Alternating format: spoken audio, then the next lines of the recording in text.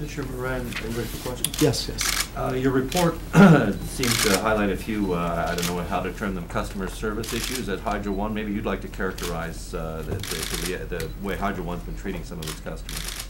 Now, there's been a tremendous amount of concern over the implementation, for example, of smart meters, and it having caused a lot more hardship than solving problems.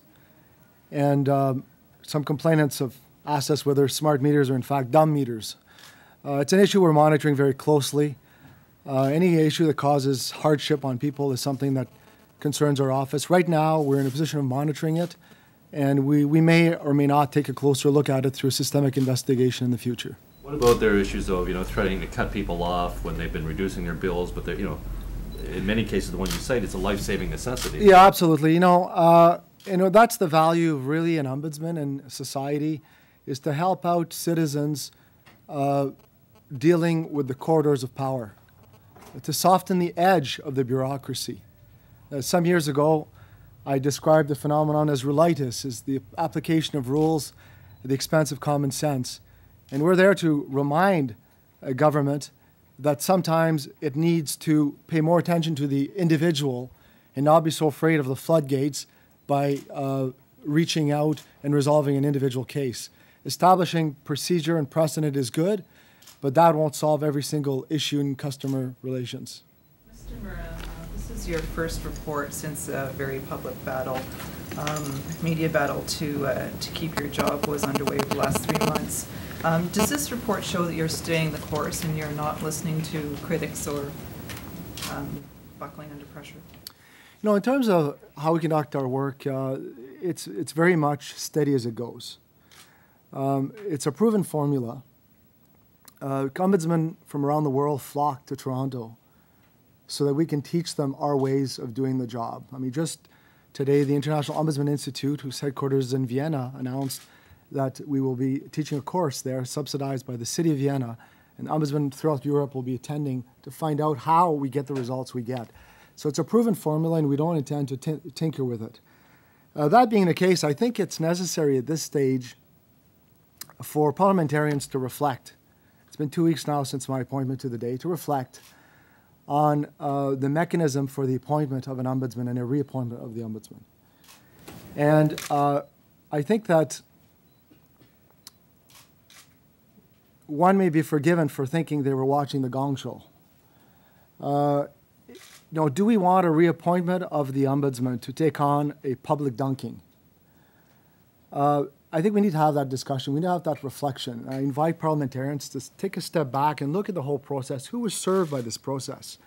I know that I have colleagues from around the world that called me up and said, what kind of banana republic is Ontario? What's going on here? There's a selection process which is supposed to be confidential. Names are leaking out. Senior government sources are getting on the record saying all types of things. The appointment process is being unduly politicized. So I think one of the solutions would be to have a fixed term, such as a 10-year term, and have it non-renewable. And have the ombudsman stay in the job until a successor is picked, so that whoever is in that job doesn't have ever to go through the process that I've been through. The second point I would make is I think there is value to thinking out whether there should not be some kind of a public hearing for the position. If a final candidate is picked, let him or her appear in front of a committee of parliamentarians to discuss their view of the position, a confirmation process, if you will. If there are 2 final candidates, committee can make a position, present them to the committee. I think there needs to be more transparency in the selection process of the ombudsman. At times, this is a process that wanted itself to be confidential, but was leaking like a sieve. And do we really want a process which is that opaque? At times, this may have looked like the papal conclave more than the appointment of an ombudsman. And I think people are entitled to see a glimpse of the process. We're seeing it more and more now with judicial appointments. So I think those 2 steps, are worthy of further consideration by parliamentarians. And I think right now is a good moment to have that reflection. Qu'est-ce qu'il faut fonctionne pas, M. Marin, dans le système actuel et comment est-ce qu'on devrait l'améliorer? C'est un système qui manque de transparence. Lorsque le processus a été entamé pour la sélection pour mon poste, il y a eu des fuites à tous les niveaux au gouvernement. Il y a eu des noms de candidats qui ont été nommés dans les médias. Moi, j'apprenais les nouvelles en lisant les journaux d'une journée à l'autre. Les médias m'appelaient bien souvent pour commenter sur un article que je n'avais pas encore vu, sur un développement qui m'était non connu à l'époque. Donc, je pense qu'il faut ouvrir le processus, le rendre plus transparent. Il y a deux suggestions que j'aurais à faire aux parlementaires. La première suggestion, c'est que l'Ombudsman soit nommé à terme fixe pour une durée de 10 ans, non renouvelable. Et deuxièmement, qu'il devrait y avoir un processus d'audience publique pour permettre au public de connaître vraiment la vision de l'Ombudsman. Et si jamais il y a deux candidats qui sont des finalistes, de permettre ces deux candidats-là d'exposer leur vision pour le bureau.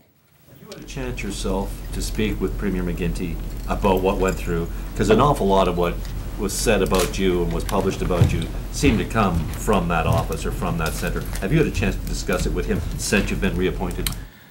I had a brief meeting with him at his office the Friday. I suppose I was appointed on a Tuesday. I had a brief meeting with him the Friday. It was a very cordial meeting, and he expressed his support for the office and his personal support for me throughout.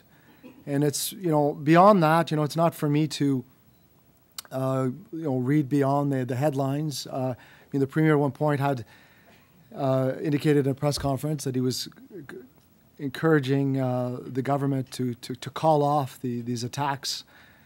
And I think that speaks for itself. Beyond that, it's a job where I have to develop a thick skin. It's a process which was imperfect. It's a process which I don't think comes down to one villain or two villains or three villains. It's a process that comes down to a structural deficiency in the reappointment process, and that needs to be fixed. Why did it happen the way it did?